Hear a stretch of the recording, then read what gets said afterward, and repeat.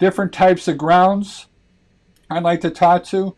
In the Chicagoland area, we use water pipes. And think about it. You got miles and miles and miles of underground steel, lead, copper, unlimited pieces of metal that's underground, which are fantastic conductors and are going to allow everything to flow quick and easy. We're still going to be limited. All right, that's still going to only limit 5 amps of electricity to flow because it still has to get from that over to the transformers. So getting from those 2 points is where our resistance is going to end up being. All right.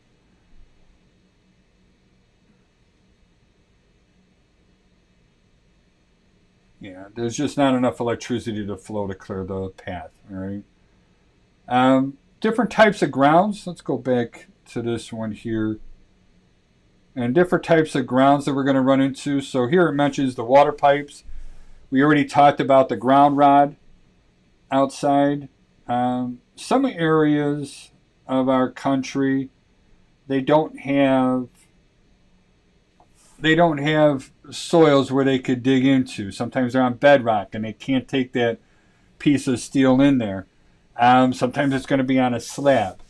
Different things that we can use for a good connection to the earth, item to earth. Well casings. All right. So if I got a metal well casing that goes down, I could ground to that. I could do something called a ground ring. So I would end up taking a number 6 or a number 2, depending on the size of the electrical system, and it would be a bare copper wire buried about a foot underground going around the entire perimeter of the house. That's called a ground ring. A ground plate is basically a 4x8 sheet of metal laid flat, covered in dirt. All these are good connections. An oofer ground is another one.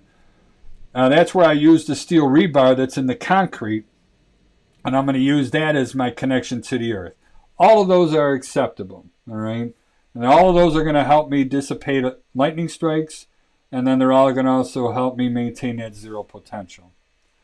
Bonding, on the other hand, we talked about item to item. When we talk about the main bond, all right, or, I hate to do the quotation mark thing, but when we talk about the bond, that's going to be located at the first means of disconnect, all right? That bond is going to be connecting 2 distinct items. So we said bond is item to item. When we're talking about the bond or the main bond, we're connecting the grounding system to the neutral system. We're doing that so that if I do get a ground fault anywhere, that's going to allow free flow electricity, and we're going to basically change it into a short circuit, and that's going to be tripping the breakers. Without that bond, we're just going to be flowing electricity into the earth. We're not going to have enough flow to go ahead and trip the breakers, so that bond is vitally important. When we open up our panels, the first thing that we're going to look for is the bond. I want to verify that I got my ground connection to my neutral connection. That's how I know that if there's any wires that come loose anywhere that I can't see, at least I got some sort of a pathway, maybe. That I have a pathway at that point in time to get it onto the neutral system. After that, the next thing I'm going to be looking for is my grounding electrode conductor, all right, or my GEC. That is also known as my ground wire, but that's a specific ground wire, all right. That's going to go from the location where the bond is to wherever I'm going to be grounding this to. So whether it's a ground rod, whether it's a water pipe, ground ring, oofer ground, ground plate, well water pipe going in there, whatever I'm grounding my house to, that GEC is my connection from the main, where the main disconnect. It's my connection from there to whatever I'm grounding to. That grounding electroconductor does have some specific rules to it, all right? And I don't have them written down. So if you have a pen and paper, I would suggest that you write the following down. I'll try and go a little bit slow. Depending on the size of the electrical system, tells me the size that GEC needs to be. GEC, grounding electroconductor. All right. If I am less than 150 amps, then that could be a number 6 copper wire. Less than 150 amps, a number 6 copper wire. Greater than 150 amps, it needs to be a number 2 copper wire. 150 amps or more, I should say, it needs to be a number 2 copper wire. That GEC is not allowed to have any splices in it whatsoever. All right. So when I identify it and I follow the conduit or I follow the GEC going wherever it goes, I want to make sure that it's not cut and I don't have 2 connections under a mechanical splice. I'm not allowed to do that.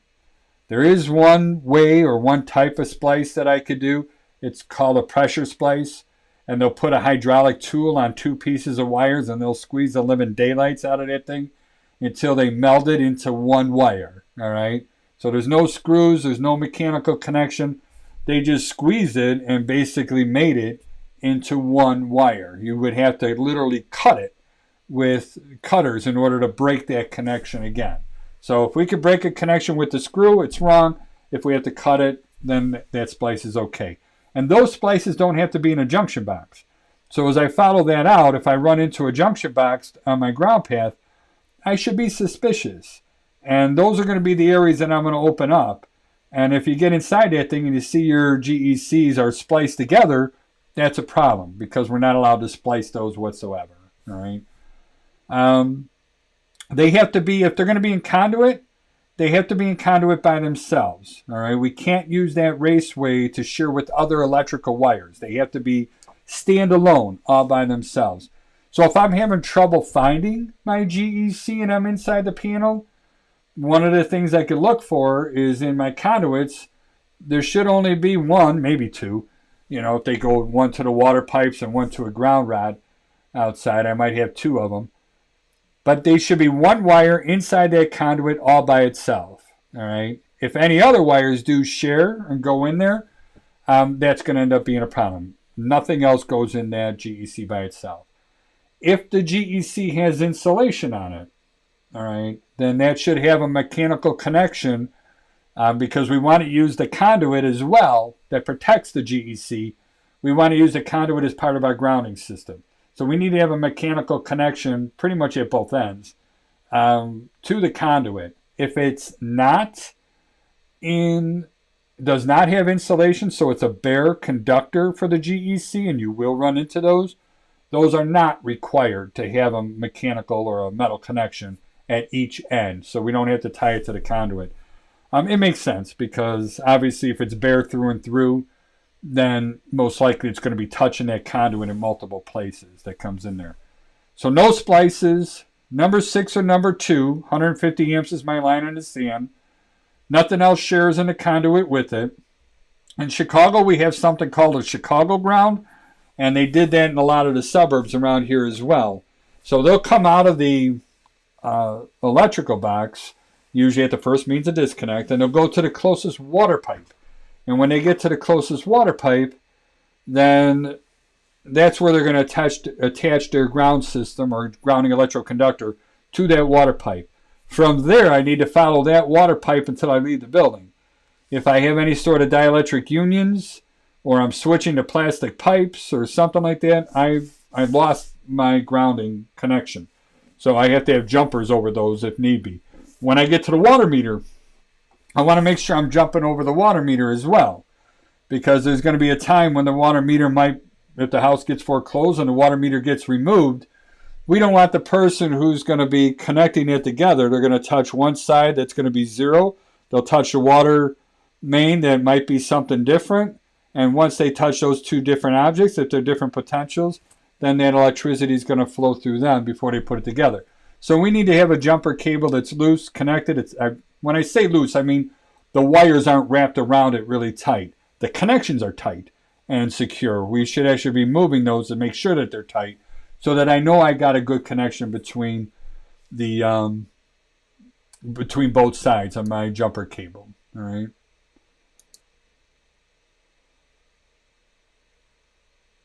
Ground bonded to neutral to go ahead and clear the fault path. Good. So there's our bond screw, and these are just different examples of what we're going to see on the bond. And again, we're tying right below that. It's going to be my neutral bus bar. All right. So this whole thing over here is my neutral bus bar. And there you can see where my bond screw is. So that screw goes through that metal bond or metal bus bar. It goes through the black plastic insulation right there, and it ties into the metal box that's behind it as well. Now that metal plate runs behind the neutral and the energized conductors, and then it also ties into this neutral bus bar on the left-hand side. That is my bond. So if anything energizes my grounding system, that's going to allow electricity to get over to my neutral system, and then I'm going to have free flow electricity enough to go ahead and trip my breakers. This is known as a bond screw. Sometimes we're going to see a bond strap in here as well. That's this item down here. So that bond strap, again, goes into the neutral bus bar, ties to my box. Any electrical wires that come loose and energize. I see that, Mark. I'm going to bring that up in a second. Anything that's tied to both. Anything that ties to both, again, are going to go ahead and connect it. So if any energized conductors come loose, energize my box, then that's going to go ahead and energize my neutral wire. All right, we do have one question up here, and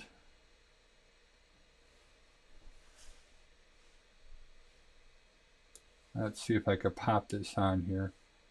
And it doesn't want to play nice to me. All right, so one of the questions Mark asked, if the water pipes aren't used for grounding, then is it still important to jump past the water meter? And the answer is going to be yes. Because even if the water pipes aren't used to it, if I have, and especially in our area, if I have a water meter there, it's very common. So the utility companies are going to be expecting to use that as well. If the utility companies, such as the phone company, cable company, satellite dish, they all have to ground their items as well. So they may be going ahead and grounding to the plumbing pipes. They may go ahead and ground to the meter box outside. Whatever it is, the expectation is there that those items are grounded. And not only that, but if somebody is outside and they're going to be touching the plumbing pipes inside and something's disconnected, we want to make sure, because all those pipes are metallic. I'll even go one step further. You know, we should actually be bonding our water pipes to our gas pipes. In some communities they do that, but in many communities they don't. And the whole idea there is, again, if somebody touches the gas pipe, because they usually run right by the water pipes, if they touch both of those, we don't want them to be different potential. This is a pushmatic panel, and some panels are really difficult to be able to find that bond screw. That's not always going to be that big fat green screw or that bonding strap that we saw earlier. This one here, where that arrow's pointing, that's actually my bond screw. It goes through the neutral bus bar, which is all those screws above it, and it goes into the panel in the back. There's going to be a schematic, unless it got pulled away or damaged or whatever. There should be, I should say, a schematic on every panel that shows the neutral bus bars, the breaker bus bars, and on there you're going to be looking for a phrase on there that says bond when required, and it's going to be pointing to a certain hole or slot. That screw needs to be filled in there. Now, we're not going to know if they put the right screw in there. Somebody could have put the wrong screw and it doesn't go all the way through. We're not going to back these things out and verify it, but we should be able to verify that most likely it is there. In this case, on the Pushmatics, that little screw there to the right of the GEC, that's going to be my bond screw that comes in there. Here's our typical water meter. This is a lead service main coming in here. As we come up, you can see I have my GEC, my grounding electroconductor. It does have insulation on it, so the insulation is stripped back. That wire is not cut. Remember, I said we're not allowed to cut or splice this GEC at all. All right, so it's not cut, but the insulation is stripped back. That strap that's on there connects it to my conduit. and it also makes a solid connection to my water pipes on the street side of the meter. Again, the connection where the wire is fed underneath there, the insulation is stripped away, but it's not cut, and then we jump over to the left side of the meter. Something else too, just throwing this out there, that tamper wire on that water meter, you know, I kind of look for those. Many times you're going to find a tag on there where it's like a $500, $750, or $1,000 fine if that tamper wire is cut. And I can't tell you how many times, actually I would guess to be around 20%, so 1 out of every 5, I find where either that tamper wire is missing or it's cut. Some communities don't require it, and some do, all right? But I would still let my client be aware of it. This way, they're not going to get stuck in case for some reason a meter reader comes inside and sees that that's missing. But for us, in this class, we're talking about the GEC. That GEC, in this case, is probably about 100 amp service because that looks like a number 6 copper wire. And it needs to go to the street side of the meter and jump over the meter. This one here, same thing. We connect it, we're on the street side, but we don't have a jumper wire coming back. All right. So here's another view of the same picture. Our water line's coming in. We're connected to the street side, but I don't see anything that is taking it from this side of the meter over to this side of the meter. All right. And we should have some sort of a jumper. And also, remember what I said about the tamper wire. This one was also cut.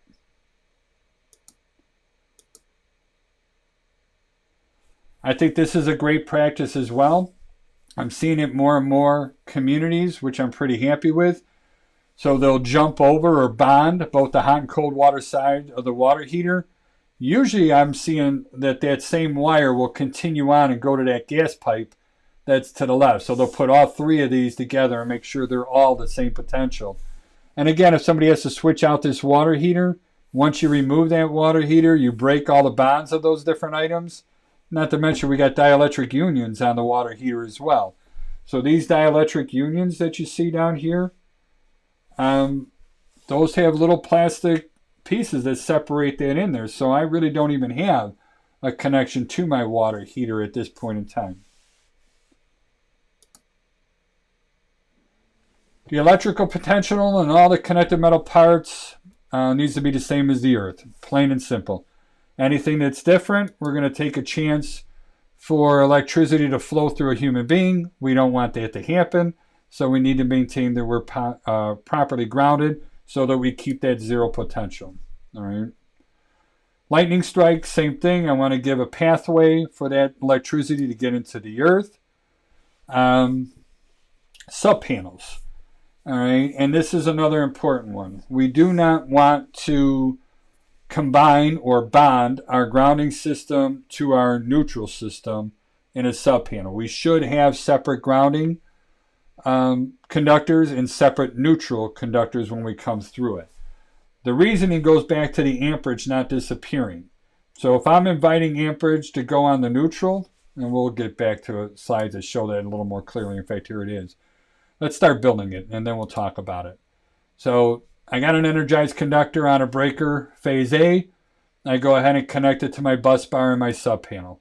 I take phase B, connect that to my bus bar on the other side. So now my panel's got a 240 panel on the right side. I'm using the disconnects in the bottom of the left panel in order to make all this happen. I run a separate neutral wire. Everything is good at this point in time. I'm going to bond and ground my main panel at that point in time. So I just popped the bond up there, and right before that I put the GEC in there. Now I have a regular electric circuit. We have a hot and a neutral going to it. I'm still in a conduit system, so my conduit will be my grounding system. We're going to keep everything separate at this point in time. All right. So energy goes in through the hot, comes back on the neutral. The amperage is still flowing on the neutral. Neutral goes up and out. No problems, normal conditions, nothing, no problem whatsoever to see here. So now what we do is we're going to throw a bond on the sub panel. And again, this is going to be under normal circumstances that's happening here. So what we're going to do is energize that outlet again. So we're going to be doing work. Amperage does not disappear. So we're going to energize our energized conductor, and then amperage will be on the neutral. Amperage or electricity is going to flow in any means possible. All right. So yes, it is going to flow on the neutral. No doubt on that. But because I'm bonded there as well, I'm putting a connection to my electrical panel. Electricity is also going to be flowing on my electrical panel as well. All right. So now I'm going to have amperage everywhere between, as long as electricity is flowing and how much amperage is being used. I'm going to have amperage on my conduit system between the panel and the sub panel for whatever is being used. And if somebody touches that and something else that's zero, then they can go ahead and start creating an ulterior flow, and they can actually get themselves shocked or electrocuted. All right. So having that secondary bond, I'm sorry, it's not good. All right. Plain and simple. Now, either way, with or without the bond, if I had that ground fault and everything else was connected, all right, I would still be good. So here we're showing a phase, the case fault, energizing my case, energizing my panel, energizing my conduit, energizing the other case, energizing my bond, and that gets my power to the neutral, free flow electricity. My breaker is going to go ahead and trip. This is all good, so it's not going to harm us there. But the biggest problem is we're inviting electricity under normal usage, not under a fault usage. All right. On ground rods, if we do use ground rods, and it is acceptable, and there's some areas they only want that.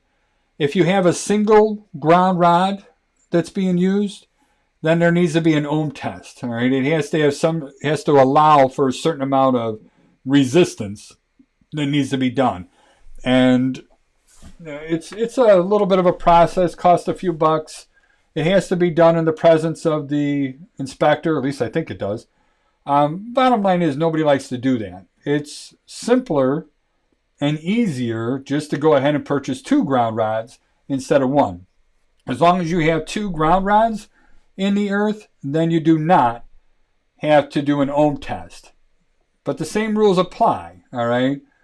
Now here we're coming out of the meter panel, and most likely this is going to be on a well system. So my bond is going to be located in that meter panel, or I have a main disconnect outside, and then this is going to be a common setup. That GEC is going to go to my first ground rod. Again, no splices. We strip away the insulation. We attach it to it. All right. And then we're going to go ahead and go to my second one on there. Sorry about that.